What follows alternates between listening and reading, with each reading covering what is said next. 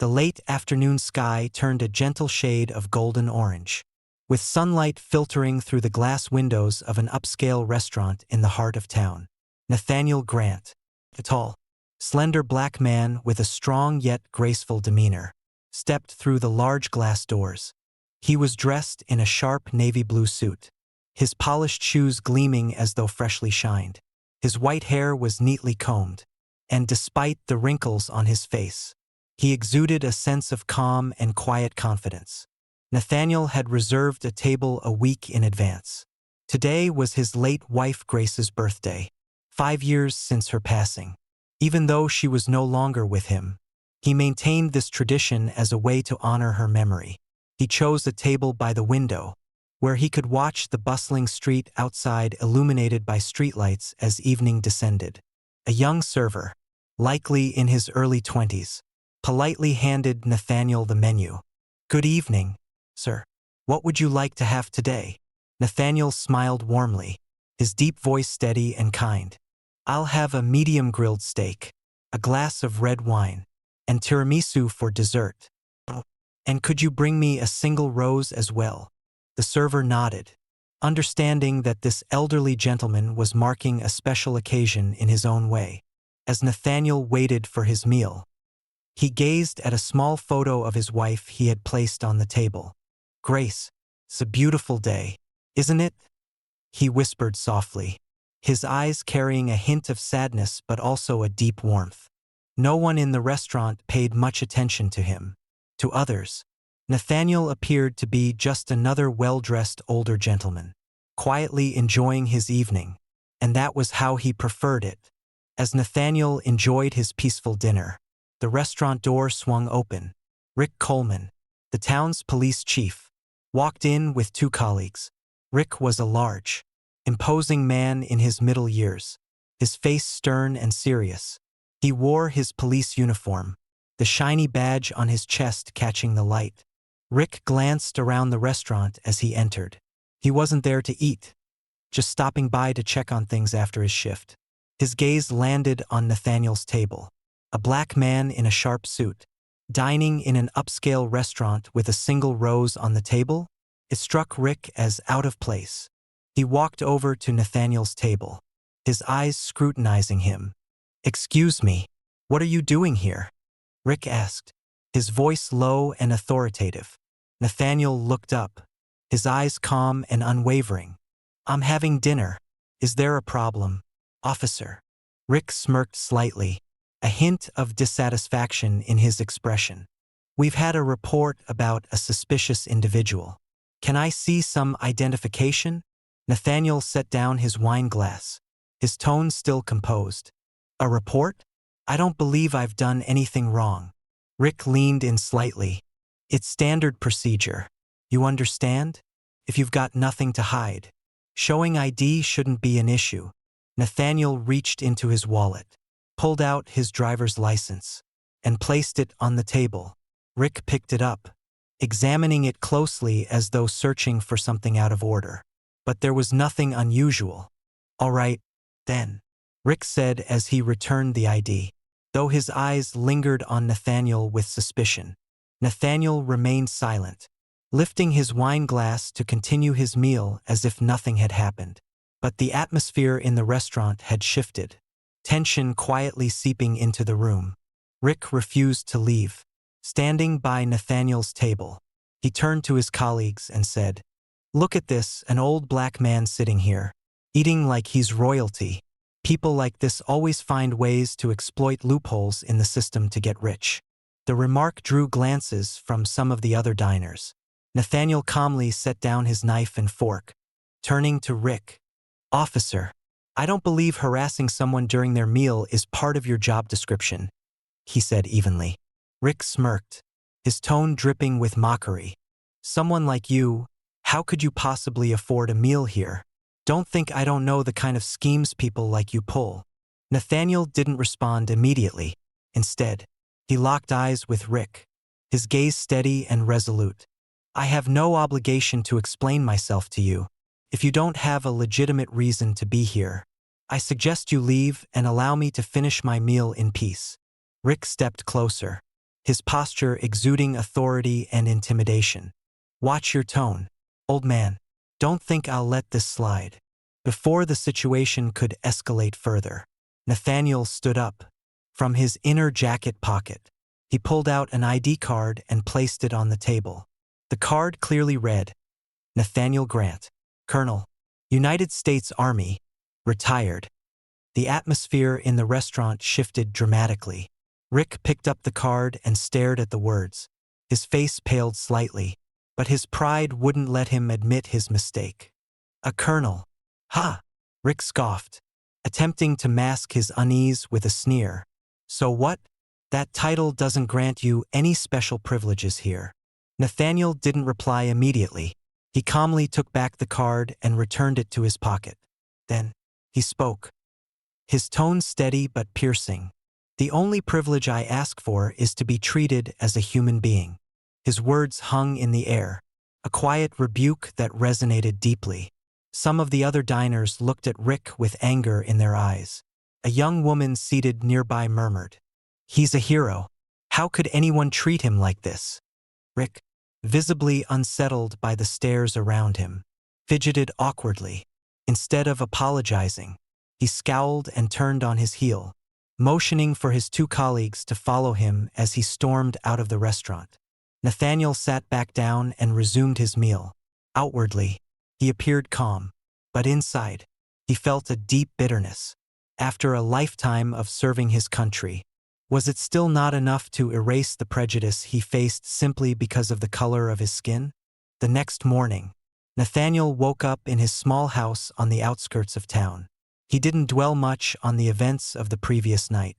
After all, over the years, such incidents of prejudice had become a reality he had learned to endure. What he didn't expect, however, was that the incident had been recorded. A young woman sitting near his table at the restaurant had captured the entire encounter between Nathaniel and Rick on video. The footage, showing Rick's harassment and Nathaniel's calm response as he presented his military ID, was uploaded to social media. Within hours, it had gone viral, garnering thousands of shares and comments. The video, titled "War Hero Harassed by Police Chief for His Skin Color," ignited outrage online. Viewers were furious as they watched Rick pulling Nathaniel's chair, making insulting remarks, and the dignified way the elderly black veteran stood his ground. Nathaniel remained unaware until the town's young mailman knocked on his door. "Mr. Grant, have you seen the news? You're famous." Nathaniel frowned. "Famous? I don't know what you're talking about." The young man quickly pulled out his phone and showed Nathaniel the video. Nathaniel sat in silence, watching the footage. He hadn't intended for the incident to become a spectacle, but now it was far beyond his control. Nathaniel decided to distance himself from the uproar on social media. He spent the morning in his garden, tending to the flowers his late wife had loved. As he trimmed the vibrant red roses, memories of the past came flooding back. He thought of his early days in the military, when he was a young man full of passion and determination. It was the 1960s, a turbulent era marked by the civil rights movement for Black Americans. As a young black soldier, Nathaniel often faced disdain and ridicule from his white comrades, but he refused to let their insults deter him. He proved his worth through his actions. During a mission in a foreign war zone, Nathaniel risked his life to charge into enemy fire and save a wounded soldier, a soldier who happened to be the son of a high-ranking military officer. That act of bravery earned him the respect of his peers. The medals and honors Nathaniel received were not just symbols of his courage, but also a testament to his perseverance in overcoming prejudice. Yet, despite all he had done for his country, he still faced discrimination on the very soil he had fought to protect. "Grace, you always told me that kindness would triumph over everything," he murmured, looking at a photograph of his wife. "I wonder if that's still true." In the town, the incident at the restaurant had become the hottest topic of discussion. At the cafe, the market, and even the church, people talked about the video. Many were outraged by Rick's behavior. A group of human rights activists from a neighboring city arrived in town. organizing a peaceful protest outside the police station, demanding justice for Nathaniel. They held up signs. No room for racism. Respect those who protect our nation. Meanwhile, Rick Coleman felt the pressure mounting. Criticism poured in from social media and from within the town itself. Even some of his close friends began distancing themselves. Rick sat in his office, fuming, and slammed his fist on the desk. All this because of one old man? He muttered angrily. Rick's superior, Officer Mark Whitmore, summoned him to the conference room. Rick, I need an explanation. That video has embarrassed the entire police department. What do you have to say for yourself? Rick tried to justify his actions. He looked suspicious. I was just doing my job. Mark stared directly at Rick, his tone stern. Doing your job? Your prejudice isn't part of your job. I'm ordering you to issue a public apology and attend diversity training. Rick growled through clenched teeth. I didn't do anything wrong, and I'm not apologizing. Mark shook his head, letting out a heavy sigh. You're destroying your own career. Rick, think carefully about your next move. As the story gained traction, major television networks and newspapers began taking an interest in Nathaniel. A reporter from a national news channel visited his home, requesting an interview. At first, Nathaniel declined, but after some thought, he realized this could be an opportunity to share a larger message. The interview aired during prime time, drawing millions of viewers. Nathaniel sat calmly before the camera, exuding his usual quiet dignity. The reporter asked, Mr. Grant, how did you manage to remain so composed in the face of such blatant discrimination? Nathaniel replied, Composure doesn't mean I accept it. It means I understand that anger doesn't solve the problem. Throughout my life, I've fought not just enemies on the battlefield but also prejudice. But I've always believed that kindness has the power to change hearts. His response earned admiration from many. When asked about Rick, he refrained from personal criticism, saying only, We all make mistakes. What matters is recognizing those mistakes and committing to change. The interview concluded, but Nathaniel's words resonated deeply with millions of viewers, leaving a lasting impression. That evening, Rick Coleman sat alone in his quiet house. The ticking of the wall clock echoed through the stillness. But his mind was in turmoil. Everything seemed to be spiraling out of control, and the pressure from public outrage was unbearable. He poured himself a glass of whiskey, staring blankly at a family photo on the shelf. In the picture was an older man with a stern face standing beside a young boy, Rick as a child. His father, Walter Coleman, had been a police officer, but he was also a man deeply entrenched in racial prejudice. Rick's memories drifted back to his childhood, growing up under his father's rigid and unforgiving guidance. Walter often told him, Never trust black people. They're only out to exploit and destroy. Those words, like a poison, seeped into Rick's impressionable mind. He grew up believing everything his father said was true. When Rick became a police officer himself, he never questioned his own biases. He viewed every black person he encountered as suspicious. And the incident with Nathaniel was just one of many where he acted on those prejudices. But now, as the video spread like wildfire, Rick began to feel the weight of his actions. The stares of townspeople, the harsh criticisms on social media, it all made him feel exposed, laid bare before the world. Gripping the glass tightly, Rick felt a mixture of anger and helplessness. Yet, deep down, he couldn't shake the gnawing realization that something about his behavior was undeniably wrong. The next day, Rick arrived at the police station with a heavy heart. Colleagues who once greeted him warmly in the mornings now kept their distance. Some even avoided eye contact as he walked down the hallway. Sitting at his desk, Rick turned on his computer and found dozens of emails from his superiors demanding explanations. He couldn't avoid it any longer. Chief Mark Whitmore summoned Rick to his office once again. Mark sat behind his desk, his expression stern. He slid a file across to Rick. Rick, This is a list of complaints filed against you over the past 3 years. Every single one involves allegations of racial discrimination. Rick's eyes widened in shock. He had never imagined that his actions were being documented and compiled so thoroughly. Mark, I was just doing my job. Rick tried to justify himself. Mark's voice hardened. This isn't your job, Rick. This is abuse of power. You haven't just tarnished your own reputation. You've damaged the credibility of the entire police department. Rick clenched his fists, shame washing over him. What do you want me to do? He asked, his voice dry and subdued. Mark stared at him for a moment before responding. Publicly apologize, attend the training, and most importantly, change. If you can't do that, you have no place in this force. Rick left the office, his heart heavy. For the first time in his life, he began to question whether everything he had believed in was truly right. Meanwhile, Nathaniel Grant received an offer from a prominent team of lawyers who were willing to assist him in filing a lawsuit against Rick and the police department for racial discrimination. At first, Nathaniel hesitated. He didn't want further disruption in his life. But after hearing stories from others in the community, people who had also been victims of prejudice, he realized he couldn't stay silent. Nathaniel agreed to move forward.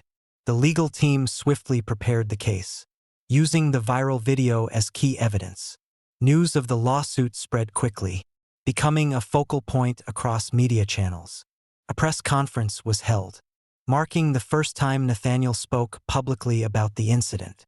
Standing at the microphone, his gaze was steady and resolute. I am not standing here just to reclaim my own dignity. I am standing here for everyone who has ever been treated unjustly because of the color of their skin. We cannot allow prejudice to continue. His words left the room in silence before it erupted into applause. Nathaniel was no longer just a victim. He had become a symbol of the fight against injustice. The trial began under the watchful eyes of the public and the media. The courtroom was packed, with dozens of reporters taking notes and snapping photos. Nathaniel's legal team presented their case, playing the viral video as key evidence. They called witnesses, including customers who had been at the restaurant that night, to testify about Rick's offensive and discriminatory behavior. When it was Nathaniel's turn to take the stand, he recounted the events in detail, yet, instead of expressing anger, he spoke with calmness, sharing the deep pain and disappointment of facing prejudice in the very country he had dedicated his life to serving and protecting. Rick was also called to testify. Standing before the court, he attempted to justify his actions, claiming they were based on reasonable suspicion. However, with the overwhelming evidence and mounting public pressure, his defense came across as weak and unconvincing. At the conclusion of the trial, the jury delivered their verdict. Rick was found guilty. He was ordered to compensate Nathaniel for damages, suspended from duty, and required to attend mandatory diversity training. The police department was also mandated to implement systemic reforms, including anti-discrimination training programs and initiatives to rebuild trust with the community. Rick Coleman left the courthouse with a heavy heart. The verdict not only cost him his job, but also forced him to confront a painful truth. He had allowed his own prejudices to destroy his life. As he walked out the courthouse doors, he heard whispers around him. The gaze of the townspeople toward him was no longer one of respect, but one of contempt and disappointment. Rick returned home and slammed the door shut. He sat quietly on the couch, looking at the now empty house. There were no more colleagues, no pride in his work, and worst of all, he had lost faith in himself. He remembered his father's teachings, that the strong are those who control others. But now, he realized that true strength was not about coercing or dominating others. It was about understanding and respecting them. One evening, while scrolling through news online, Rick accidentally came across Nathaniel's interview. The elderly man said, "We all make mistakes, but what matters is recognizing them and changing." Those words pierced Rick's pride. He began to reflect on his actions, the times he had judged black people without reason, the cruel words he had spoken, Everything now felt like a burden. Rick decided that, if he wanted to make amends, he needed to start by changing himself. Although Rick had been convicted by the court, the social consequences he faced were far more severe. He could no longer visit the market without feeling the weight of suspicious glances. The coffee shops he used to frequent every morning now refused to serve him. One afternoon, while Rick was walking through town, he came across a group of young black people painting a large mural. The mural featured an image of Nathaniel, with the words underneath, "Kindness changes the world." Rick stood and stared at the painting for a long time. One of the young men turned around, recognized him, and immediately called over the others. They all looked at him with eyes full of anger. "What are you doing here?" one of the young men asked, his voice challenging. Rick lowered his head, unsure of how to respond. He felt he had no right to stand in front of a symbol of someone he had once insulted. "I just wanted to look," he said quietly, then turned and walked away. But in that moment, Rick realized that he needed to do more than just feel regret. He needed to take action to make things right. One morning, Rick, dressed in civilian clothes, drove to Nathaniel's small house. He hesitated before the simple wooden door, unsure whether the elderly man would agree to speak with him. After a few minutes of gathering courage, he knocked. Nathaniel opened the door, saw Rick, and his expression was one of surprise, but not hostility. "Police Chief Coleman?" he asked, his voice calm. Rick lowered his head, feeling shame at hearing that title. "I'm no longer the police chief, sir. I'm just Rick Coleman, a man who made a mistake." Nathaniel invited him inside. The space was warm, with family photos on the walls and several military medals neatly arranged on a shelf. Rick sat down, his palms sweating. "I've come to apologize," Rick began. "I acted wrongly, and I understand that this apology can't undo what I've done. But I want you to know that I truly regret it." Nathaniel sat in silence for a moment, then looked at Rick with a deep, thoughtful gaze. "I accept your apology," he said, "but your regret isn't just for me. You need to change, so that you don't hurt others in the future." Rick nodded, feeling a weight lifted from his chest. "I will. I'm not sure where I'll go or what I'll do, but I won't let prejudice control me anymore." Nathaniel smiled gently, then poured Rick a cup of tea. They sat and talked throughout the morning, discussing struggles, mistakes, and the opportunities for redemption. The story of the meeting between Nathaniel and Rick quickly spread throughout the town. Nathaniel's forgiveness earned him the admiration of many, and Rick's journey of atonement became a powerful lesson.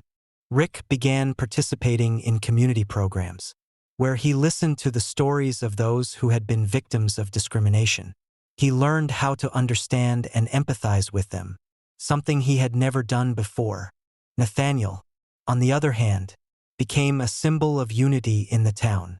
He organized speaking events, not just to talk about injustice, but also to encourage everyone to come together and build a better community.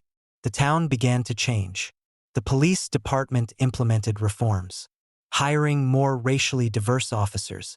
Schools held discussions on equality and compassion. One day, Rick attended an event organized by Nathaniel. During the event, Nathaniel invited Rick onto the stage to share his story. Rick stood before the crowd, his voice trembling but sincere. "I was wrong, but thanks to Mr. Nathaniel, I realized that change is never too late. I hope I can contribute to healing the harm I've caused." The entire room fell silent, then erupted in applause. It was the moment Rick truly felt forgiven, not just by Nathaniel, but by the community. Since his encounter with Rick, Nathaniel became a living symbol of compassion and forgiveness. Stories about him spread throughout the town, and gradually, not only local residents but also people from other cities sought him out for comfort and advice. Nathaniel was not just a veteran. He had become a teacher, an inspiration to anyone who sought change and wished to overcome life's challenges. With a big heart and profound insight, Nathaniel began organizing talks at schools, churches, and community organizations. where he shared his military experiences, his battles not only with the enemy but also with prejudice, and most importantly, the value of empathy and mutual respect. One day, he was invited to speak at a high school to address the students. Both the teachers and students were eager to hear from someone who had lived and fought for noble ideals. When Nathaniel entered the room, the entire class stood and applauded. He smiled, thanked them, and began sharing his story. One thing I've always believed is that when we face adversity, it is compassion and understanding that will help us overcome it. Throughout my years serving in the military, I faced many challenges, but nothing compared to the challenge I face every day when I walk out the door and am judged through the lens of prejudice. His voice was deep and authoritative, yet full of warmth. He continued to share his military years, the comrades he saved, and the times he felt isolated simply because of his skin color. However, what he emphasized most was, prejudice isn't something we're born with. It's something society creates and passes down. But if we can change the way we see each other, we can change this society. Nathaniel's words touched the hearts of every student in the room. Some of the students began asking how they could help eliminate prejudice in their own communities. Nathaniel smiled, offering simple yet profound advice. Start with yourselves. Don't be afraid to open your hearts. Listen to others, and treat everyone with the respect they deserve. With each story he shared, Nathaniel became a role model for the younger generation, someone they could look up to and learn from. His name began appearing in the media, and gradually, he became a figure of great influence, not only within the community but across the nation. After realizing the mistakes of his past and making a firm decision to change, Rick embarked on a new journey. He was no longer the town's police chief, but he had found another path to serve his community. Rick decided to join a nonprofit organization focused on education and community development, where he could use his experience to help those in need, particularly young people who might be affected by prejudice and discrimination in society. He also became involved in programs supporting financially struggling families and helping minority groups access educational and career development opportunities. Rick began learning and participating in training courses on diversity and anti-racism. He traveled extensively to teach about recognizing and confronting prejudice, and about building an inclusive community where everyone is treated equally. One morning, while attending a class at a training center, Rick was invited to share his story. By then, he was no longer a police chief, but a man who had learned from his mistakes. Before, I thought I knew everything, Rick shared with the participants. I was a police officer, trained to deal with crime, but I never thought I could be part of the problem. But over time, I realized that justice isn't just about following the law. It's about doing what's right in the eyes of people. Rick's words, along with the concrete actions he had taken over the years, moved many people. He had truly changed, and now, he was using that change to help others. Nathaniel worked tirelessly in the years that followed to build a legacy that he could be proud of. He decided to establish a scholarship fund in honor of his wife, Grace, to support young people of color who aspired to serve in the military or enter public service fields. This fund not only provided financial assistance but also offered training programs, mentorship, and guidance for these young individuals. The scholarship fund quickly became a symbol of hope, creating opportunities for young people who, without this support, would have struggled to pursue their dreams in these fields. Nathaniel, along with his team of volunteers, organized fundraising events, rallying support from major organizations and influential individuals. Nathaniel's story became a shining example for those who were less fortunate. He was not only a veteran but also a guiding light for future generations. Through his experiences, he understood that giving back was the most meaningful thing one could do in life. With each scholarship awarded, Nathaniel felt as though he was bringing a part of his late wife back to life, the woman he had loved for his entire life. And when he saw these young people graduate and contribute to the country, he felt an immense sense of pride. One afternoon, Nathaniel sat by his wife's grave, In the small garden he had tended with trees and flowers over the years, a sense of peace filled his heart. And although many years had passed since Grace's passing, he still felt her presence in every gentle breeze that swept by. He looked up at the sky, where white clouds drifted lazily, and felt a firm belief that all good things would come. "Grace, do you see? We've done it," Nathaniel whispered, a sense of comfort settling over him. He knew that his journey wasn't over. Through the scholarship fund, the speeches, and his actions, he had opened a new path for many. He would continue to act, continue to change, and continue to inspire those who needed it. His final words echoed in the quiet of the garden. We can change the world, starting with the smallest actions, and with compassion, we will bring hope to all those who have been forgotten.